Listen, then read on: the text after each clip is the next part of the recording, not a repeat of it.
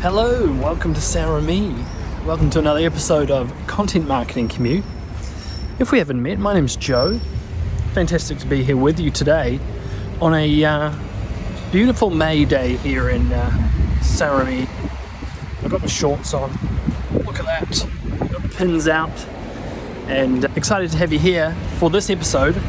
We call this one About Last Week. So, About Last Week on the podcast, Content Marketing Commute, if you don't know, is where we focus on one specific thing that we talked about last week in our guest episode. And last week we spoke with Ines de Campos Pinto in Rotterdam. Last week I was in Rotterdam.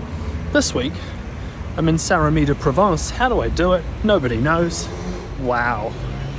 But yes, we spoke about a lot of things. And so the way I do the podcast is one week I talk to an expert.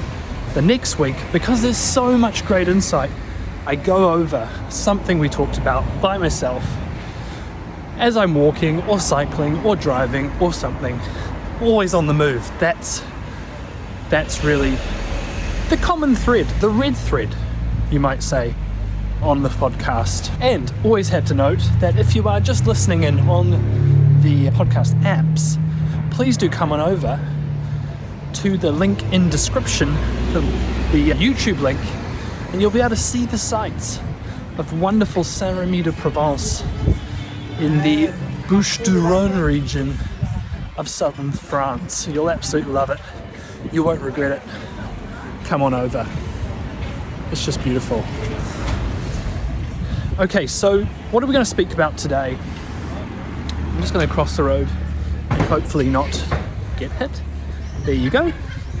So today we're going to talk about managing expectations as a marketer and as a content marketer. You know, last week you might have heard the podcast episode. If you haven't, go and check it out with Ines de Campos Pinto. She is head of content marketing at One Team in Rotterdam. She talked about having in place a plan for your first 30, 60, 90 days as a head of content. And it was, honestly, I have to say, it was one of my favorite episodes on the podcast so far. No offense to all the other, guests I've had, but she was absolutely fantastic. And really appreciated talking to her. But it got me thinking about managing expectations in your role as a head of content, as a content marketer, even as a marketer. And a lot of times, this is probably relevant to a lot of different roles. It's really important to be managing expectations. And so I got 3 quick thoughts. This is going to be a short episode, and that's generally what we do on these About Last Week episodes. We keep them short. I'm just crossing the road again. Oh my gosh. So my first thought around this, in terms of managing expectations in your role, whether you've just started or whether you have been around for a while, is don't be afraid to say no, okay guys? And I am speaking to myself here as much as I'm speaking to you, because I'm pretty terrible at saying no to things. And maybe it's the creative in me.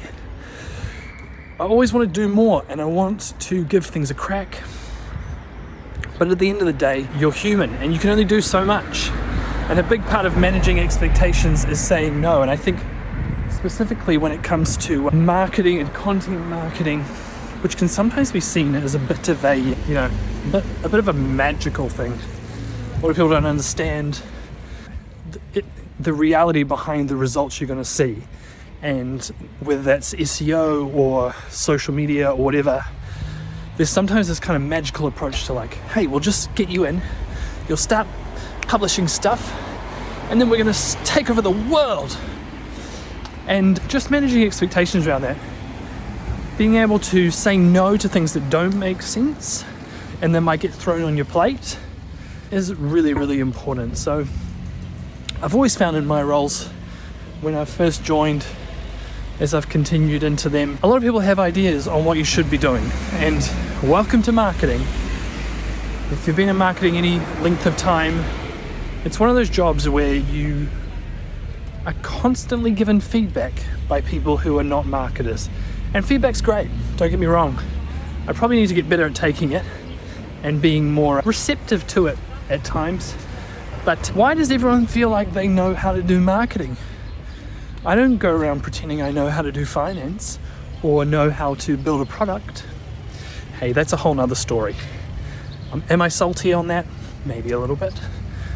I'm working through it, okay guys? Being vulnerable here today on the podcast. But marketing tends to be one of those roles where everyone feels like they know how to do it. It seems simple enough, but is it really? So you'll have a lot of ideas coming your way, and being able to say no is so important. But say no and manage expectations in a smart way, right? Open a discussion. Ask questions back. You know, someone has an idea, says, hey, we should be doing this, we should be doing this. Ask them, hey, why do you think we should be doing that? What's that going to drive? What's that going to bring? Etc. Open a discussion, and hopefully your no will make a lot more sense when you finally need to deliver it. So, number one, managing expectations, I think is so important, is saying no and being able to say no. Maybe there's some fantastic ideas, but it just comes down to time and what you can actually deliver in the time that you have. I've just walked up some little stairs onto a, it sort of looks like a petanque area / statue. You've got here a beautiful olive tree. You see these all over the place. And if you continued up that hill, you would be going into what's called the Alpi, which is these unbelievably beautiful hills that I've often cycled in, and where Van Gogh, or Van Gogh, as our Dutch friends would say, and we should all probably be saying it that way because he was Dutch, painted a bunch of his paintings, and actually also checked himself into a mental asylum just up the hill there. That's for free. I'm going to have a quick seat here and just sit here and talk you through the next point around managing expectations, and that is to under-promise and over-deliver. Okay, you hear this a lot, I'm sure you've heard it, but practically I think it's really, really important, and again something I've struggled with, because you get into a new job, or you know, you've done a year and you want to go to a new level and you want to be pushing yourself.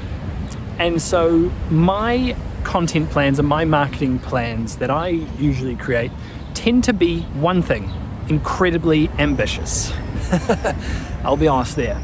And you need those people in your life, you need those managers, you need those colleagues, you need those friends who will say, hey mate, this is a bit over the top. You don't need to actually be trying to do all this stuff, and you in reality won't be able to do all this stuff. And you know, that's a tough thing to hear a lot of times. I don't like to hear that. I want to give everything a go, but being realistic about that and managing expectations is really, really important. So practically, under promise, over deliver. What if I, for example, switched my natural modus operandi on its head and were to say, hey, here's the 3, 4, 5 things we're going to do this year. I'm going to do them really well, and surprise, maybe at the end of the year I will have done 6, 7, 8. And over deliver on your promise, rather than pushing yourself from the very beginning to deliver on all these things and doing them probably not to the best of your ability, and actually maybe not quite reaching the mark you set out and you communicated on from the start. And what I've often found in this, you know, when you're thinking about this, is the fact that actually your company, your uplines, your managers, the CEO, may not expect you to do quite as much as you want to be doing.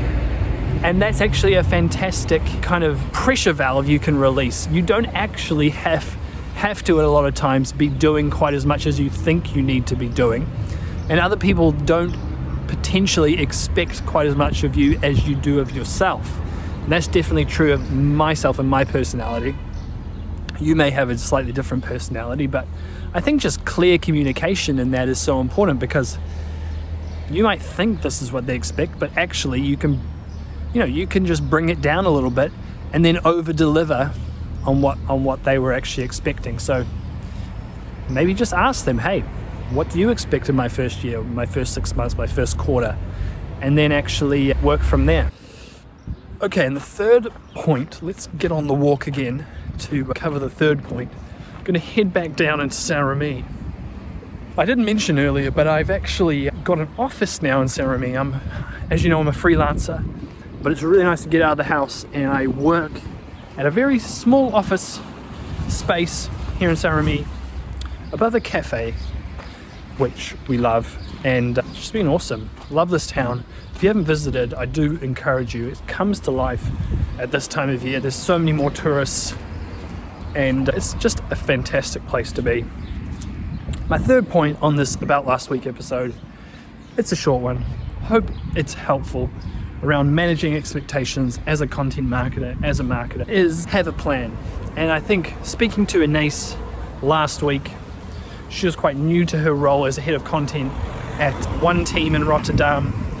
She had this absolutely spot on. I think one of the coolest things I heard from her in that episode, do check it out if you haven't already, is the sense that she came with a plan to the role. She came with ideas around a 30, 60, 90-day plan and didn't just wait for the company or her manager to outline what might be needed.